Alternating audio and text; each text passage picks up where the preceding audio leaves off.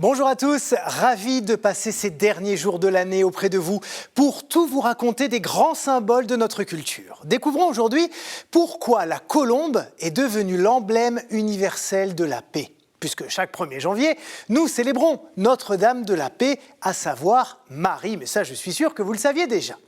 Donc, pourquoi la colombe ?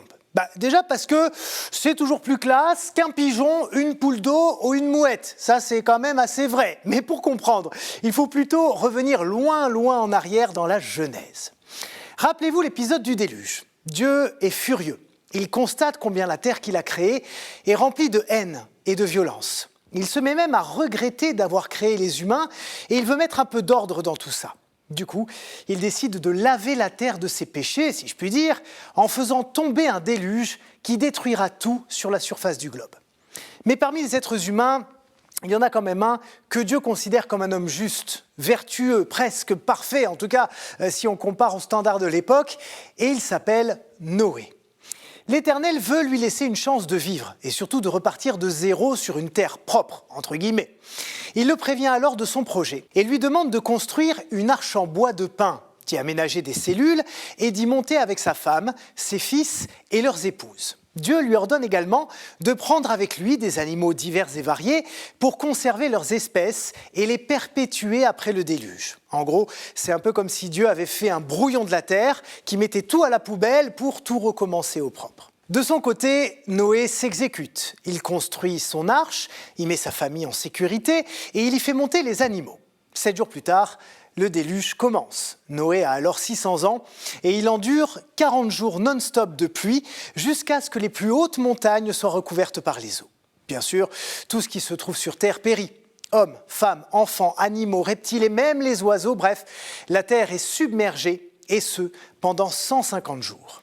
Quand le déluge s'arrête, l'arche accoste sur les montagnes d'Ararat qui se trouvent en actuelle Turquie.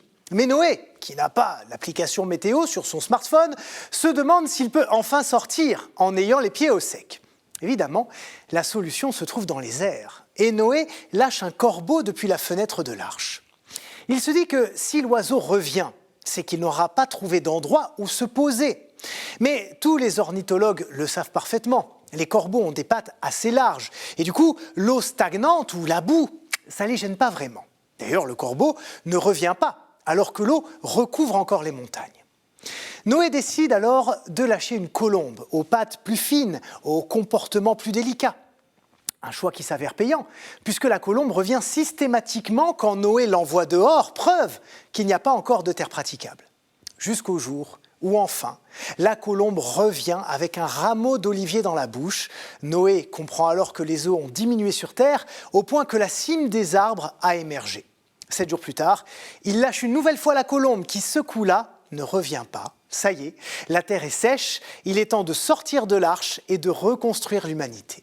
Voilà donc pourquoi la colombe, et le rameau d'olivier aussi, sont associés à la paix, une paix profonde et complète. La colombe étant celle qui apporte la bonne nouvelle, celle qui prévient Noé qu'après la pluie diluvienne, les morts par milliers, les espèces animales sacrifiées, le beau temps est arrivé et la vie peut reprendre ses droits. C'est l'espoir, le bonheur et la communion retrouvée. On retrouve d'ailleurs la colombe un peu plus tard dans la Bible, à l'occasion du baptême de Jésus. Et oui, c'est à ce moment-là qu'elle devient également la représentation de l'Esprit Saint. L'image est d'ailleurs reconduite dans l'iconographie chrétienne, par exemple dans le martyre de Saint Polycarpe, où figure une colombe qui sort du corps du saint au moment de sa mort. Bien plus tard, au XXe siècle, c'est Picasso qui va contribuer à affirmer la colombe comme symbole de paix. En 1948, le mouvement de la paix voit le jour pour s'opposer aux guerres et soutenir des relations internationales fondées sur la justice et la coopération entre les peuples. Et à l'époque, Picasso dessine ce qui va devenir le logo de ce mouvement, une colombe avec un rameau d'olivier dans le bec, en référence à la colombe de Noé. Voilà, chers amis, vous savez tout. Merci infiniment pour votre fidélité et je vous dis à la semaine prochaine pour de nouvelles aventures. Ciao.